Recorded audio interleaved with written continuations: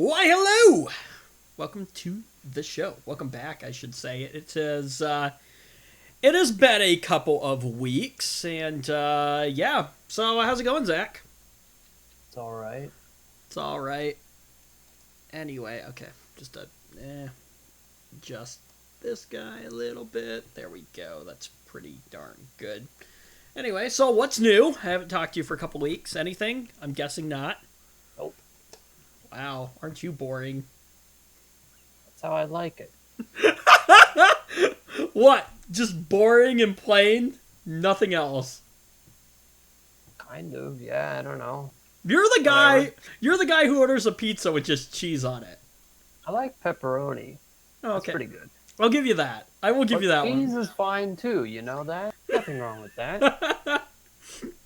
Oh man. All right. Ugh. So What is wrong with that, huh? Do you have a problem? no, you're just so plain. Like, okay, Whatever. I don't know. if I actually wanted to see excited Zach, what would I have to do? I don't know. Put me on the spot like that. Oh, that's right. I forgot. You hate being put on the spot. Yeah. Anyways, I I don't know. I don't know where I was going with that. Anyway, so I don't either. yeah, we've been gone for a couple weeks. Man, life is busy. Life gets in the way of a lot of things. So, by the way, speaking of life, when are you thinking about branching off on your own at some point? Probably after I get my first raise, maybe. Ah, I don't know. I see. Or maybe, let's see. So I think at about 1 year into the job, I will have gotten my second raise, and that'll probably be the best, to be honest. Wait, are you hourly or are you salary? I am hourly. Oh, okay. Hang on. Now, I mean, you don't have to. Like, are you? I think you're probably around that, aren't you? Are you writing something to me? Yeah. Oh, yes, you're correct. Oh, okay. Like spot on. Yes. Ah, okay. I mean, This that's not is horrible. a about 20% increase from my last job, and it will go up further as a, Wait, let's see, I what think were the you six making? month mark, What were you making at your previous employer? only 13 an hour. Okay. Wow. So if somebody's good at math, And they I'm just making figured. 15 now, and I'm going to make 17 at a year from start. Oh, okay. I was gonna say some people just don't like disclosing how much money they make. I don't really care. I So, mean, I'm plenty aware it's not that much. it's more than what I make. Well, I don't know. Sorry. That's all I can say. When I was working in when I worked in commercial radio for about 3 months, my salary was supposed to be just a little over in the lower 20,000 range. So I'm pretty sure that's what it was actually supposed to be. So for the viewers, I'm just gonna say it was somewhere in the lower 20,000 or yeah $20,000 range. So, which isn't great. Well, let's see here. So, let's take your base pay times what 40 hours. So it's about $600 net, right?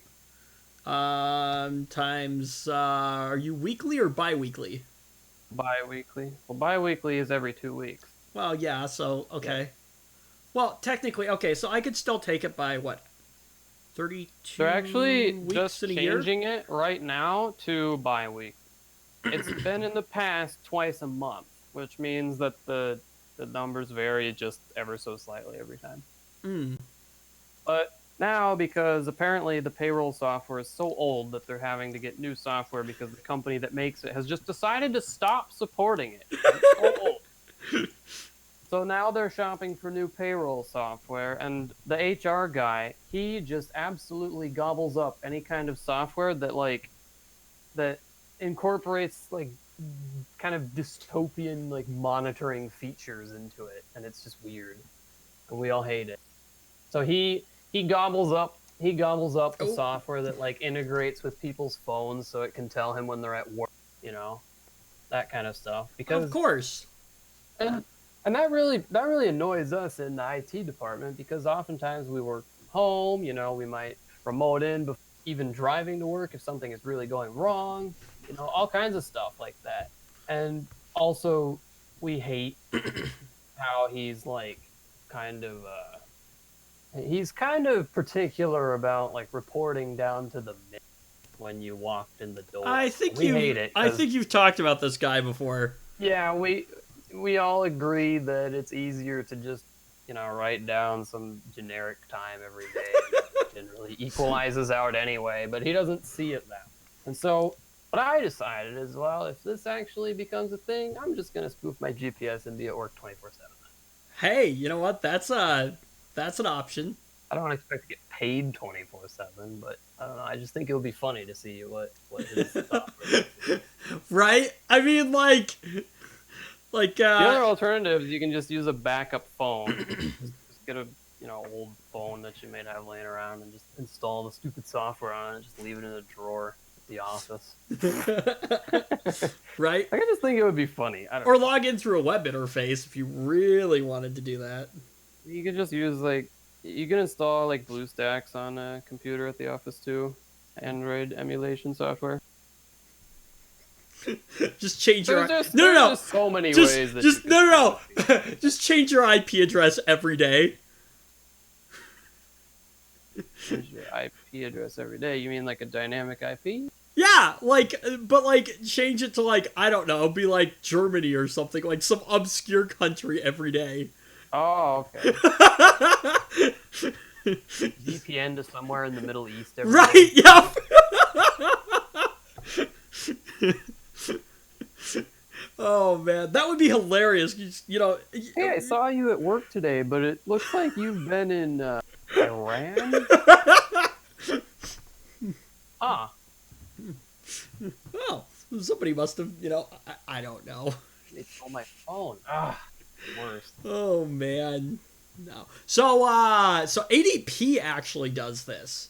My previous employer, well, technically still an employer, but like my previous main employer had used ADP, and we would clock in and out on our devices. And what was actually really weird was this is one reason I actually liked having an Apple phone. I could actually disable the location services and still clock in. I tried to do it on my Android device, and it broke the app. Weird. So yeah, it for whatever reason uh um the privacy settings in Apple allowed me to actually turn it off, and the app still was like, okay, guess just can't find you. So I figured the same thing would happen when I got the Android device, and I turned off location services on, or whatever it is, the GPS tracking thing or whatever, and it was like, nope, you can't clock in or clock out. You must turn on your, GPS settings. I'm like, ah! I mean, like, that's just like some people don't want to turn that on. Seriously? That just seems so irrational to me. I that get it. They can basically make you allow their app to spy on you. I get it because, yes, there are people who lie about, being at work and clock in early and things like that. But, at the same... I don't know. This is one of those... But in order to use this app, you have to give it permission to spy on you all the time. Yeah, supposedly.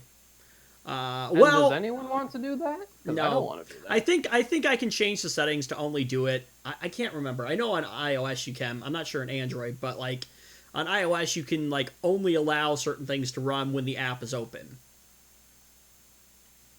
So that's the thing. But... I still think it's less than ideal. Oh, I think so too. But anyway, so speaking of because we were talking before we started the show, but speaking of problems, so I have a family member who has some medical things going on right now. that's all I'm going to say on that. Anyway, so because of that, I went up to the hospital today, and I'm sitting there and, visiting with family and this particular family member, and remote back into the house through, through my app to get into my network, and I'm like, oh, okay, so there's updates to do, so I do the update for the network, right? It broke the cloud key. What are you even talking about?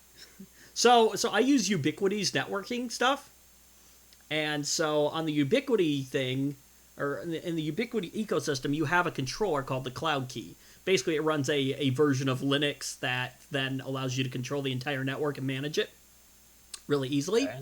And you can access these remotely through the internet, through Ubiquity systems, right? So, like, for instance, we have the same exact system down at the church. It's just on a little bit larger scale, because we've got more space to cover. But anyway, so tomorrow I need to do an update on that network, and I can just do it remotely from home, because I can get into the Cloud Key and tell it to do all the updates and everything, right? So I'm remotely doing the update on mine here back at the house, and it, like, during the update, it just was like, screw you. And so I couldn't manage my network for a while. To the point where I literally had to reset the entire controller. Yeah. Did you ever figure out what caused that to happen? It's happened before. I don't know if Ubiquity just kind of is not great at their networking. Their networking stuff is great, but from what I've read somewhere, not always the software side of things. I don't know. So anyway, some weird glitch or something like that caused it to basically just, like, I think corrupt during the update or something like that, and it just freaked out, and like I couldn't access the controller, which was great. Updates can fail for any number of reasons. Maybe it just doesn't handle that very well. I've never had a problem with the one at the church.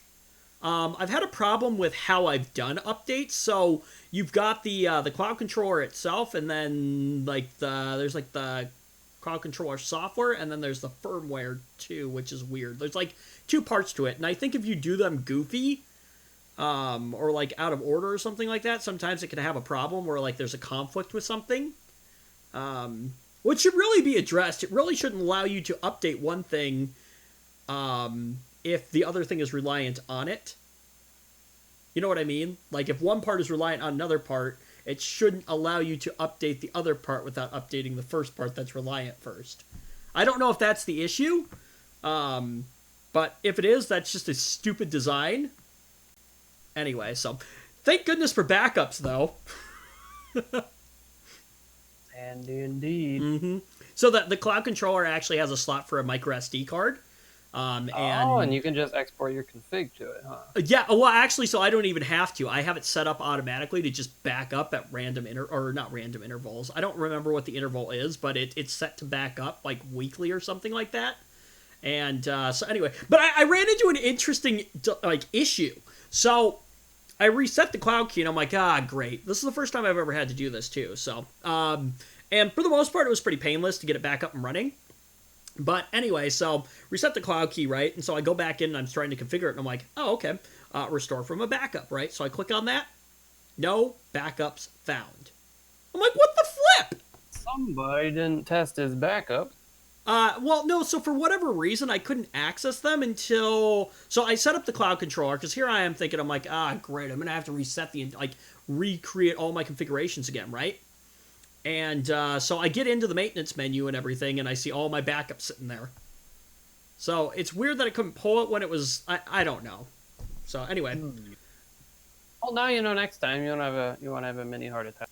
Right, yeah, I was like, oh my gosh, so I think what I'm gonna do, I think I'm gonna download the configuration first, save it to a desktop somewhere, save it to a system, and then go in and do the update. And if it breaks it, at least then I can just reset the cloud key and re-upload everything again and be good to go. The only annoying thing was that, so it saves all the configuration side of things, but the cloud key itself resets, like, with its IP address and everything. So I'm like, well, what the heck? It reverted back to DHCP. I wanted it on a static IP address. So, which took me a few minutes to figure out how to get that back together. But, anyways, everything on the network is fine. It's back together. So, now the nice thing about this is that it doesn't actually take down my internet. It just takes away my ability to be able to manage anything. So.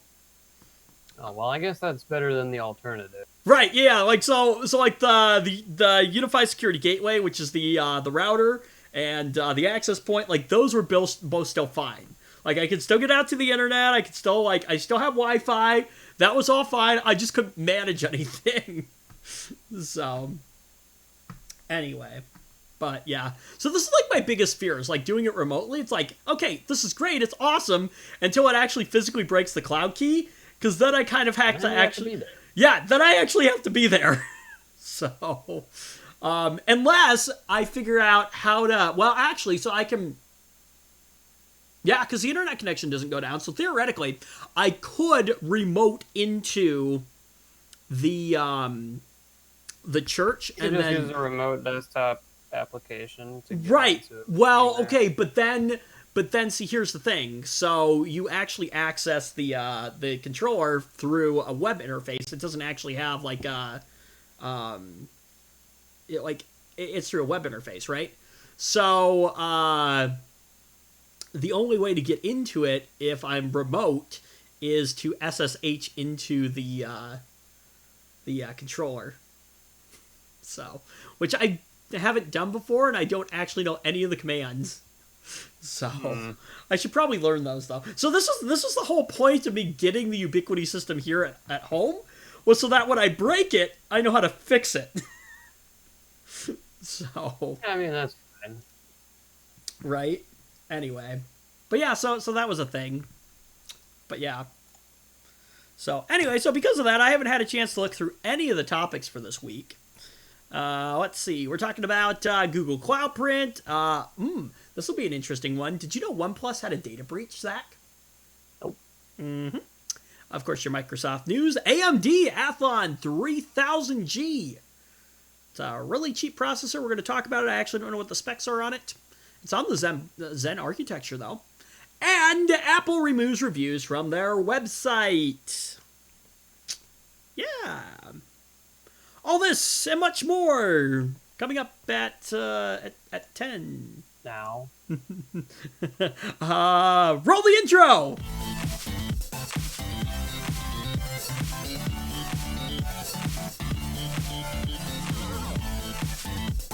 I love how we're like already like 20 minutes into the show and I'm just now rolling the intro. Good job. Yeah, I know. So anyway, but yeah, so we took a couple weeks off and now we're back. So anyway, but yeah, so Google to shut down their Google Cloud Print feature in 2020. Now, to Google's credit, they're giving a decent amount of warning before they do this, because they'll be shutting it down on December 31st of 2020. So, but yeah, so Google has announced that Cloud Print, which lets you easily print things from the web using Google Chrome, or in printers that, even on printers that lack an internet connection, will print its final pages on December 31st, 2020. 9 to 5, Google reported on the news. What does this thing do? Like, you just have, is this like a program that has like an agent on your computer and you can just remotely print to it? No, so I guess how it works is it basically, like, you have Google Chrome installed, and then you set up your printer, and then you add your printer in your Google account, and then it basically acts as like a... So it uses Chrome as the agent. Huh? So it uses Chrome as the agent. Yeah, Chrome is the agent, but it doesn't have to be running or anything like that. It just has to be installed. And then, okay. Yeah, so basically it's a Google, it's basically a print server using Google. That is fairly interesting, I will admit. Right. I'm assuming it works very similar to, like, the Google remote client thing. The remote desktop? Yeah. I use it all the time. It's amazing. I really like it. But Chrome doesn't have to actually be open on the other person's system at that time, does it? I don't even have Chrome installed. Oh, really? Nope. You don't even have to have Chrome installed. You just have to, like, it's installed via an extension, which I use Firefox. So I just installed the extension in Firefox, but I'm fairly sure that the extension doesn't actually do anything besides download the agent onto your computer. Because, like, I could reboot my computer right now, and it would start on boot, and I would be able to remote things. Interesting. It's actually really handy because Can you it means that add multiple systems into like an account? it's just added onto your Google account and you just sign in and you can remote. And what's really neat about this and really handy is you can access your computer even without any software installed. You can just use a web browser. Well, any extra software. I realize a web browser is software, but you can just go on the website with your browser and just go on your Something computer. Edge. Edge included. something Internet Explorer or Internet Exploder. I don't know if that will work very well. Actually, but you know what? So I think because Edge is now Might. built in, I think you can actually uninstall Internet Explorer if I you mean, want. they've been hiding Internet Explorer for quite a while. Like you kind of have to go out of your way to. Internet Explorer. Okay, so I just went on there with Edge and Oh, currently goodness. complaining that I'm not using Chrome, but it seems like it will still work. Oh yeah, you should try Microsoft Edge, the newer. This is hilarious. Hang on, I gotta throw this up on the screen here. There we go. Yep, you should try Microsoft Edge, the newest browser from Microsoft for Windows 10.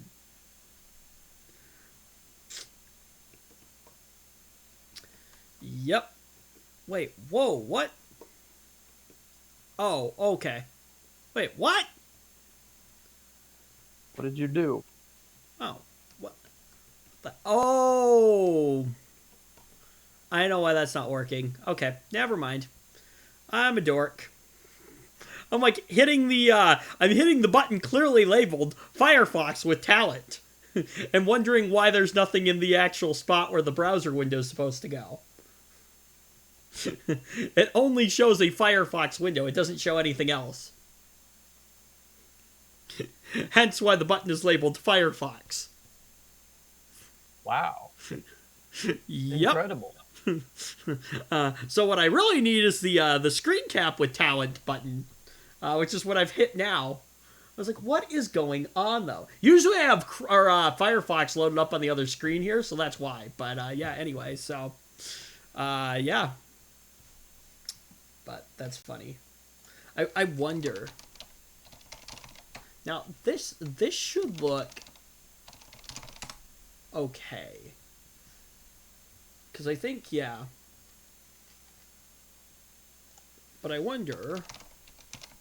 So, I think, like, Chrome, or not Chrome, Internet Explorer always had issues with, like, rendering CSS out correctly on things. It actually looks pretty decent now. But, like, web developers used to have to do a bunch of goofy things. Like, Because of Internet Explorer. right, you would have to create, like, legitimate, like, different CSS.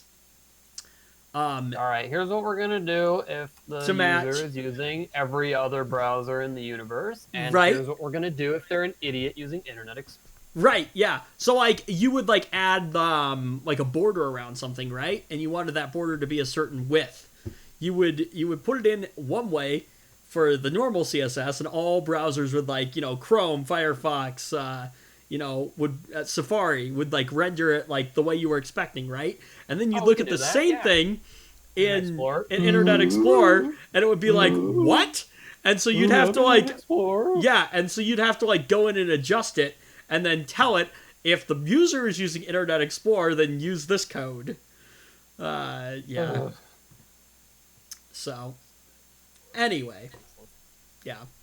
But yeah, so in a support document, Google recommends using the printing experience that's baked into Chrome OS, or if you're on a different OS, Chrome OS. using the respective platform's native printing infrastructure. So anyway, but yeah, so I mean, at least What they're does that giving even you mean? Means click print. Okay. right. Well, all right then. I actually don't know how this is going to work on Chrome OS because so far the only way I've found to print from Chrome OS is to use Google Cloud Print. Rug.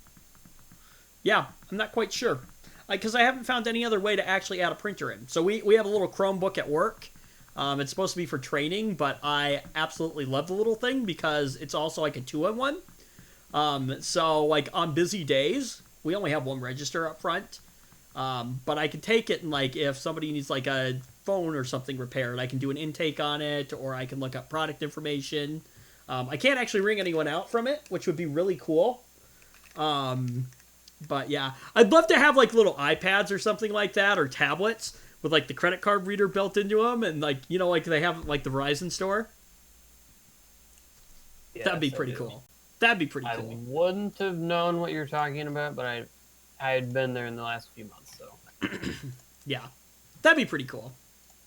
But anyway, yeah. So let's talk about this. OnePlus disclosed a data breach less than 2 years after the last one. Sucks. Now, what? How do you feel about this? Because you are using a OnePlus device now. I don't use their stupid account or anything, so I probably am not a. So OnePlus has suffered a data breach. What was breached? Out of curiosity. Yeah, let's find out. The company says an unauthorized party. Wow, how original. Certainly not an authorized party. Imagine if the statement began with an authorized party breached our data. Right? Like, it's kind of obvious that it was an unauthorized party. Otherwise, it wouldn't be a breach. Thank you for letting us know that someone breached your data who was not supposed to. Right? Anyway, so an unauthorized party accessed some customers' order information. In a statement, OnePlus says some customers' names, contact numbers, emails, and shipping addresses may have been exposed, but also that all party or payment information, passwords, and accounts are safe. The company began notifying affected customers the other day. In an FAQ, the company said the breach was discovered last week and that it has inspected our website thoroughly to ensure that there are no similar security flaws that suggest the breach happened through the OnePlus website, perhaps the online store, rather than its phones. So I didn't even order my phone through them, so yeah, I don't care. Right, yeah, you bought it secondhand, didn't you? Yes. Yeah. But it was new in the box. The company said that it took immediate steps to stop the intruder and reinforce security. No, we're just gonna wait a few hours. We're just gonna wait. Yeah, yeah. They didn't get enough data. Every time we read one of these breach stories, like it's like a format, Oh, yep. Well, thank you, Captain Obvious. You know what we need to do? We need to do data breach bingo. Oh no. Oh, how many of these things appear in the article? Right, unauthorized party. Wait, no. What's the free space? Furious damage control is the free space. Oh. Yes, but the company said it took immediate steps to stop the intruder and reinforce security, and to make sure there weren't similar vulnerabilities.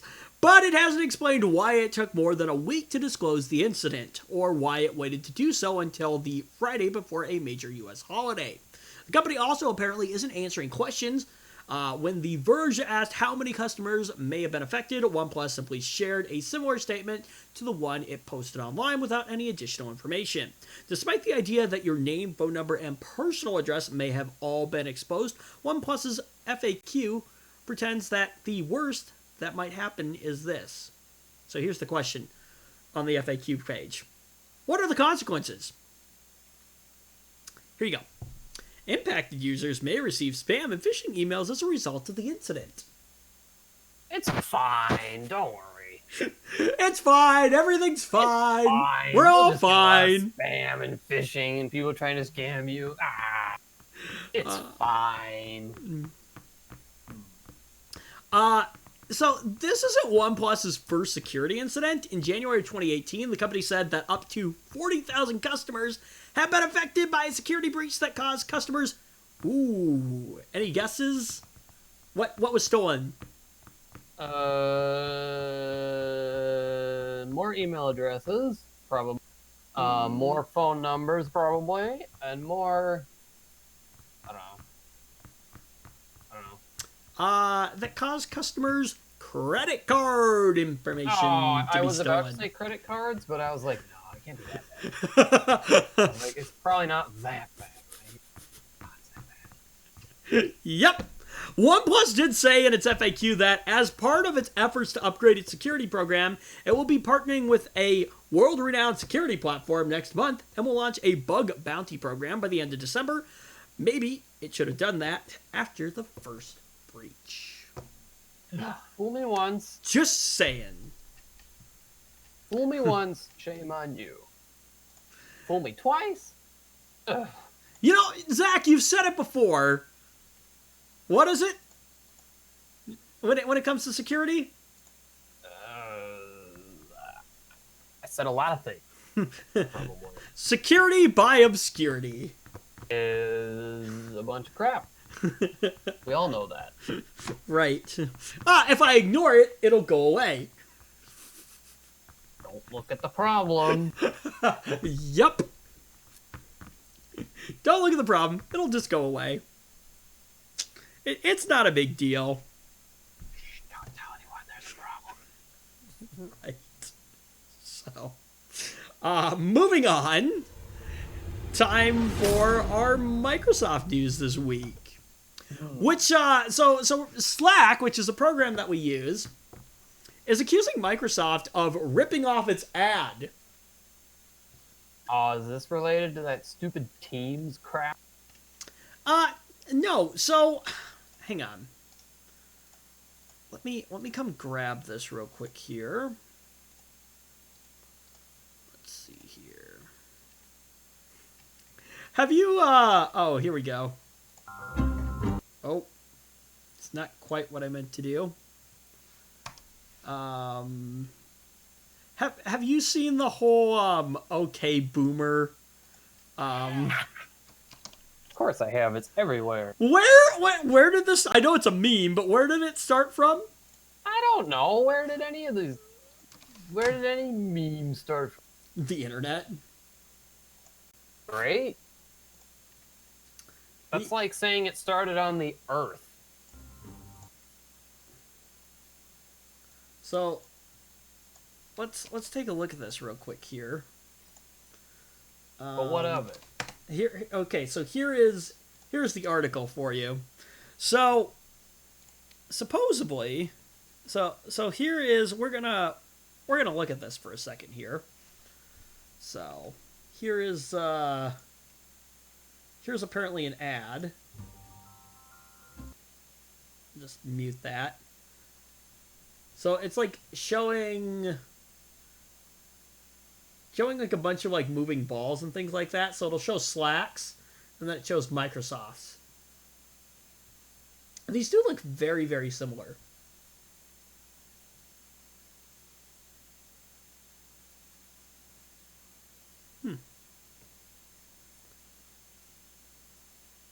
Let's see. Very, very similar. That looks a little ripped off. Oh, That looks very ripped off. Am I wrong? oh Am I get out. am I wrong? What are they doing? Well, apparently Microsoft just What? ran out of original ideas. Oh, I mean, their browser is basically a ripped off Chrome browser now.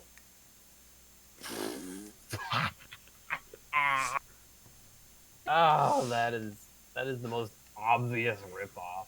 Yeah, so Slack is accusing Microsoft of ripping off its ad. I think they're rightful. I think so To be too. honest. It seems pretty reasonable that they probably did it. Oh yeah, and in a tweet posted by Slack the other day, the chat company makes a clear comparison between its own Frontiers video from earlier this year and Microsoft's latest Teams promotional video from earlier this week. Freaking Teams. What on earth wants to use? You know what? You know what? that? You know what bugs me so much about Teams? Is that they install it on your computer? Well, that, and then guess what else they install? They install Teams again when you remove it. Right, because you know why? Because there's a Teams. Microsoft knows what you want. No. There's a way to stop that, and here's what it does. It installs the Teams system-wide installer. I think I actually managed to get rid of it. Yeah, you can on my uninstall computer. it, but they Yeah, don't. it's terrible. But Microsoft, of course, doesn't make that obvious that that's also included in there. No. Because yeah, I remembered uninstalling it, and then I remembered restarting and having Teams be there again. I'm like, what the flip? I just uninstalled this. Microsoft knows what you want. Yeah. Do not worry. So anyway, yeah, both features, both feature virtual colorful balls that are supposed to represent communication. Slack even hits Microsoft with the "Okay Boomer" meme to add insult to injury, mocking Microsoft for supposedly being old and out of touch. Well, I mean, we've talked about this before. I mean, Microsoft is always late to the party. Always late to the party. Now, Microsoft revealed its latest promotional video earlier this week alongside an announcement that its Teams app is now being actively used by 20 million people daily. Okay, well, that's probably mostly companies that are just Microsoft shrills. That's probably just people who Shrills? have it installed on their computer because Because they can't figure out Microsoft how to... doesn't want them to get rid of it. Because they can't... Well, yeah, but that doesn't mean... Like, it doesn't mean people are using it. Exactly. But anyway. I'm sure there is just a little bit of, creative liberties taken with Creative the liberties. definition of people using Teams. Nah, What do you it wouldn't put me past... I wouldn't put it past Microsoft, honestly. I mean, they did the same thing with Windows 10 when they're like, oh, look at how many people are using Windows 10. And we Yeah. definitely didn't give it to half of them without their permission. 20 million people is a massive jump from the 13 million daily users the company reported back in July. And it's almost double Slack's users count of 12 million that is reported last month. But again, like, okay, think about how many people have Microsoft and how many corporate offices have Microsoft installed, or Microsoft Office, and it just gets installed automatically. Yes. So that totally makes sense. Now, Slack has consistently questioned Microsoft's growth, pointing toward engagement and the company's focus on people. Some have wondered if Microsoft numbers are slightly inflated. No, they would never. Earlier this week, Microsoft shared some insight on how it counts, quote-unquote, active users. We define... Here's a simple flowchart. Does user have it installed? Yes, they are an active user. We define DAU as the maximum daily users performing an intentional action in the last 28 days, 28-day period across the desktop client, mobile client, and web client. Examples of an intentional action include starting a chat, placing a call, sharing a file, editing a document with Teams, participating in a meeting, etc., etc. We strip out passive actions like auto boot, minimizing a screen, or closing the app. We also dedupe all actions across a single user ID. Oh, great. So, of course, Microsoft is tracking everything you do with this. Oh, yes, absolutely. Because, I mean, what else is new? Are we surprised? No, not at all. No. Not at all. They would never do that. Yeah. Either way, both companies are caught in a war over which one will win the workplace. Microsoft launch, honestly, I think Teams probably will, just because it's a seamless integration into Microsoft Office, which is honestly installed pretty much in think about every how many people office. are already using Slack. And people hate change. Right, but here's the thing. So I think it's up in the air, to be honest. Yeah, but I mean, it's just like installed. Like, how many people used Internet Explorer because it was just there? A lot. Yeah. See, I wonder if the same thing happens with Teams. But either way, yeah, so both companies are caught in a war over which one will win the workplace. Microsoft launched its Slack competitor 3 years ago, and it was enough to force... 3 years ago? What? What? They did? Remember when we were reading an article? Remember when we were reading an article about how Microsoft had its own streaming service and none of us knew that? Music streaming it service? must have been something that I just vaguely had heard of and was like, whatever, useless, and dismissed it from my mind because it's useless. Yeah, so it was enough to force Slack to pull out of a full-page ad in the New York Times, welcoming Microsoft to the party, again, late. It was clear back then that Slack was worried about the competition, and that has only intensified in recent months. Microsoft claimed earlier this month in an interview with The Verge that Slack doesn't have the breadth, and Red? yeah, the breadth. What? Okay. Anyways, and depth that's really required to reinvent what it's like to work together. Okay. Slack has been popular among businesses that are looking to find more modern ways of working, but Microsoft's aggressive push with Teams means a lot of businesses will opt for Teams simply because it's bundled as part of Office 365. See, that is the thing. It is just bundled in. It's already there. IT department doesn't have to do anything else. Which is probably why it's so big. Yes, that's very possible. Which is Microsoft's big advantage, and the company argues it's expensive and complex to bring together a combination of Zoom, Slack, Google, and Dropbox instead of subscribing to Office 365. I mean, it's all in one platform. So, like, that's one thing that Microsoft's got going for it. And I'm not sure, but, well, yeah, you are. So, but, I mean, you're already paying for a subscription to Office 365 for your users, and so at that point it's just included versus having to pay extra money to an outside company for something that you can already get that's already bundled in and already installed. So now Slack claims it's not worried about the reach of Office 365, and it's focused on the amount of time people spend using its apps and the love people have for its products. Slack's tweet is curiously timed, though. Slack stock pricing plunged 11% earlier this week after Microsoft revealed its latest Teams numbers. Interesting. I don't know. I guess I'm still partial to Slack. We've been using it for a while. We don't use it all that often, but, like, it's easy, and I like it, and I don't know. But I do like the fact that Teams is just pre-installed. So, I mean, there's pros and cons to everything. But, yeah. Moving on. This is, so here we go.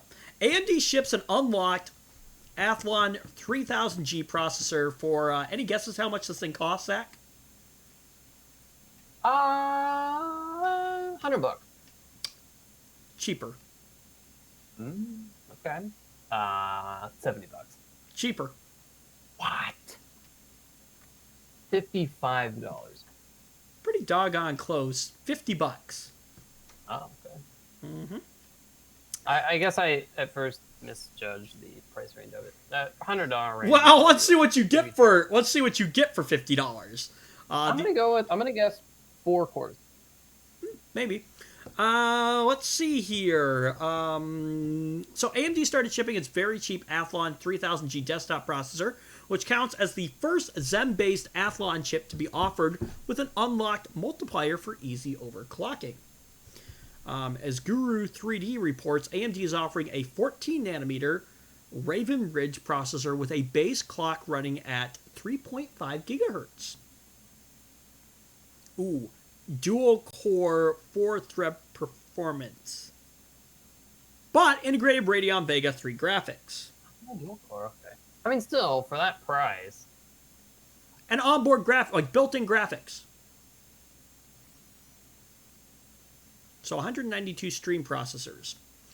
Oh, and it has a 35W or a 35-watt TDP for just $49. Not bad. Yeah, comparisons with the $60 Pentium G5400 carried out by AMD suggest a doubling of frame rates in games such as Fortnite and CSGO, and up to a 25% performance advantage for more general desktop processing tasks. Of course, your mileage will vary, of course.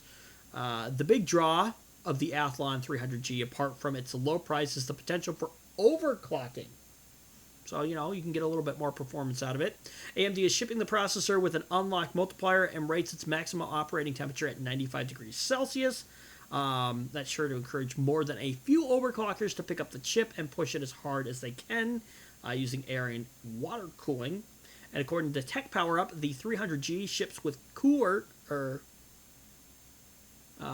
okay, somebody can't type here, but ships with cooler capable of handling 65-watt thermal loads, meaning there's headroom out of the box to experiment with overclocks. Is that Wraith cooler again? Well, They've been bundling that cooler with tons of chips, and it's pretty nice. I don't know what they've got in the box, but It's way nicer than Intel's stock cooler, at least. I mean, it's still a stock mine had RGB on it. Yeah!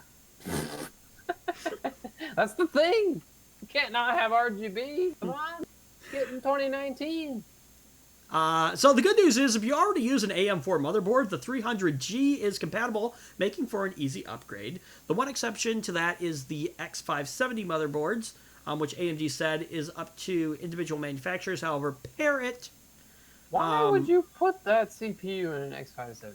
I don't know. Parrot with an AM4 I'm mini... sorry, but probably shouldn't do that. Yeah. Pair it with an AM4 mini ITX motherboard, and you've got the potential for a very cheap and tiny gaming rig that's easy to carry around or to hide behind a TV for use as a stream machine. Even without the overclocking potential at $49 with the GPU included, remember that, this is an incredible value for money for anyone wishing to build an entry-level desktop PC. So here is the thing. Now, question. Does the NUC only support Intel processors? Well, the NUC is an Intel NUC product. is an Intel product. Never mind. Yeah. So that was a stupid question. Okay. I forgot about that. I realized that after I asked that. So never mind. So here's the thing. I wish that I could get the form factor of a NUC with, say, a processor like this. Because I am looking to build a very small form factor machine that literally will just run a web browser for the most part. Maybe some light, Word and Excel. A NUC will do that just fine. Right. But I'm probably going to spend way more on a NUC than I might with something like this. Probably, yeah. I mean, I don't know. You're paying for the form factor, really, more than anything. So, see, that's the thing. Yeah. Because here's the thing, right? So, let's say, we had a retail space at some point, right? So, we would run point-of-sale software in the cloud. And so, basically, all you need to that, need for that to work is a system that can basically run a web browser. You don't need anything super crazy over the top. A small form factor would be nice because it's easy to fit into, a little cabinet space or whatever, right? Or a little shelf, and then not take up a ton of room. You connect a couple peripherals to it: keyboard, mouse, cash drawer, printer, and maybe a scanner, and you're off to the races and ready to go. I mean, you don't need anything super over the top. So a little processor like this for something like that would be awesome. But actually, so I'm toying with this idea right now of throwing an SSD into one of my very old, or into my Mac Mini, my mid 2009 Mac Mini, and them running Boot Camp to run Windows off of that. So what are you gonna do with it? Basically, this theory of having a small machine that can act as just like a point of sale terminal. Okay, I don't know. Well, so it's down. So I've got this thing down in the basement, right? And rather than having a giant tower, it'd be nice to just have the little box in the corner, hooked up to the monitor, take up very little space. That's what I want. That's why I want a super small form factor. Fair enough, yeah. I don't want something that's going to take up a bunch of space. So we've got these little Lenovo Think clients or whatever they are, or like, or I don't remember what they're called, but they're tiny. They're no bigger than a Nook, and they're really nice because they're easy to just place rather than having to figure out where you're going to put a giant tower. You know what I mean? Yeah. So anyway, but so that's pretty interesting. You know, an entry level PC or something like that. That'd be great for it. So actually, I could think of an idea for that. So like small form factor. At some point, my church might upgrade to like a digital system for like our bells. And so if we have to build our own hardware and like that would be great for that, you know? Cheap processor, get a tiny little case, you know, build a nice system for what, maybe a couple $100, $300, something like that. Who knows? So, anyways. Final topic for this week. Apple removes customer reviews from its online store, Zach. Why did they do that? That's a great question. Apple has removed customer reviews from its online store, as first reported by Apple Insider, and they've confirmed, or The Verge has confirmed, that to be the case. Apple Insider got a tip from a reader that the reviews have been removed from the US, UK, and Australia Apple stores, which The Verge also confirmed. If you want to see the changes for yourself, you can look at the Wayback Machine archives for the original Apple Pencil from November 16th and November 17th, as found by Apple Insider. On November 17th's capture, you can see the ratings and review section is gone. So, Apple's choice means that customers can't provide useful feedback on the products available on Apple's store, especially if a product might be bad. Oh, really now? There were at least 735 one-star reviews for the Lightning to 3.5mm headphone jack adapter, for example. But now you can't. But now you can't tell if it's good or bad just by looking at the price or at that page. The Verge has asked Apple for comment and will update the story with anything they hear back. Curiously, there are no updates. Or uncuriously, I probably should say. Really? So what does this mean? That Apple just can't take criticism? Well, like, think about it. Like, okay, 735 one-star reviews. So, obviously, Apple wasn't about to apparently just, like, make the product better. And so their way of dealing with it was to just basically ban people from leaving reviews. Or keep people from leaving reviews. That is We have a review system on our page. Oh, wait, people are leaving bad reviews. Oh, we can't have that. That is so crummy. You know, I think any good company, like, would welcome feedback. Okay. People are having an issue with this product. Maybe we should explore why people are having an issue with this product and then figure out how to improve it. But apparently Apple is just so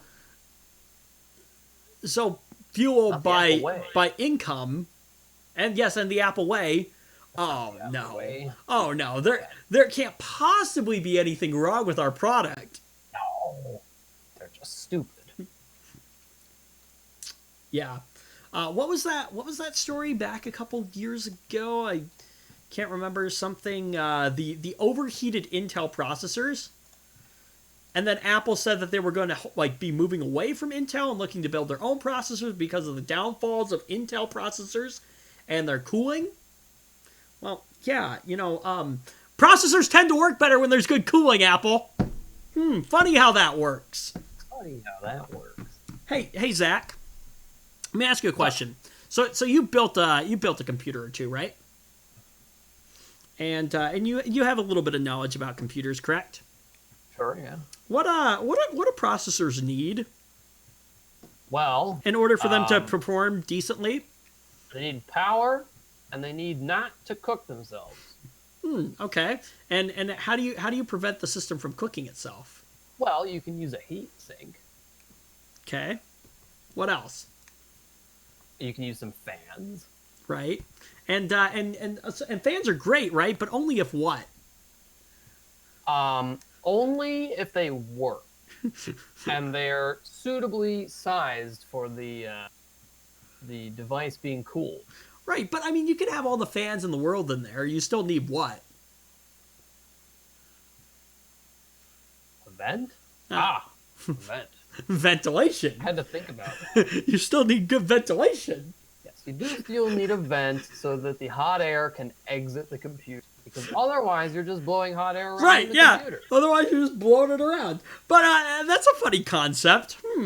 Processors get hot and, like... And then when they get hot, they slow down to avoid, frying themselves.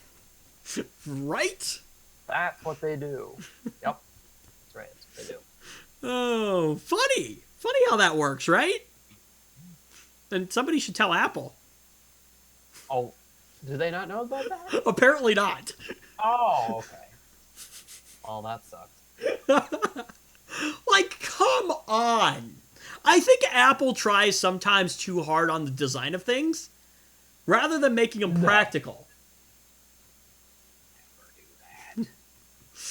Like, and then my favorite part is that they blame the downfalls on Intel. Intel couldn't make this CPU that breaks the laws of thermodynamics. Through Intel. Right, and like... I mean, we love to talk trash about Intel, but come on. Intel, for all their problems, I wouldn't fault them for not being able to break the laws of thermodynamics. Sorry. Right, yeah. Like, even AMD. Like, like, you gotta cool the processor. Not even glorious AMD can do such things. Well, okay, but see, here's a great thing. Why do they tell you cable management is important in your build? Because otherwise it will look horrible. Well, and also because cables can block air. Yeah, airflow. Yeah, it's not just unsightly, it blocks airflow. So... To an extent. I mean, a little bit of cables here and there. Right. But generally... Of course, you don't want them all over, because then you can have a problem. Yeah. But, generally, airflow. So, anyways. So, I went back a couple weeks ago and I was watching that build that the Verge did. The horrible one. Do you remember that? Oh, I remember. So, oh man. That was painful to watch. Was it now? Funny. The first thing you're gonna need to build a computer is, well, a table. A table. Oh. Table. Not necessarily. You can build a computer on the ground if you want. You So. can, yeah. When you built the system, have you ever actually used a grounding strap? Nope. No. I don't have one of those. Never I have. don't have one of those. I mean, again, maybe it's not a bad idea, but don't. I've got a couple of them, but that's because I'm working on other things. So I have to, my cousin has a couple phones for me to fix. I've got an iPhone 7 I gotta fix, and then I've got an iPhone XS Max or something. Which, thank you, Apple. So Very.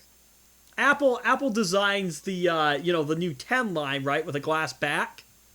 Yes. But it looks cool. Right, which is fine, right? Except for the only way to separate the glass from the back part of the phone is with a laser. Well, you're not Apple. You wouldn't understand. It's a stupid design. I can buy a new... If I crack the back glass on my Samsung, right? If you know where to go, you can get a back glass for under $20. In fact, you can get it way cheaper than that. I'm not going to tell you how much, but you can get it for under $20. Just look on Amazon. But anyway, it's not even that difficult to install. In fact, probably there'll be adhesive included with it. Handy dandy. But Samsung's got it right on a lot of things. Apple, we're gonna design something because it looks cool, but it's not functional. So anyway, But anyway, hang on.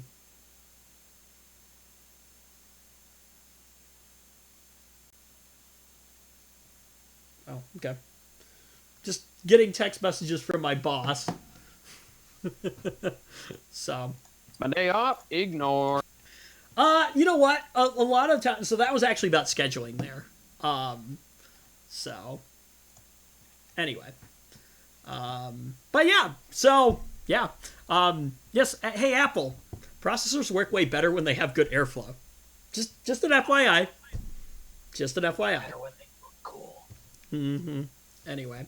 All right. Well, that's all I've got for this week. So, thank you for joining us. Zach, you don't have anything to add, do you? No. Yeah. All right.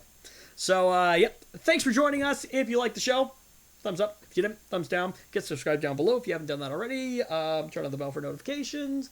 And, ooh. I probably will be here next week. I think we've got a show next week. I don't know. Probably. I know in a couple weeks. Ooh, the 7th, which is a couple weeks away. Oh wait, nope, that's next week actually. Okay. I do believe that I've got something going on next week, so we may or may not have a show. So stay tuned for that. And yeah, we'll see you when we see you next. Bye.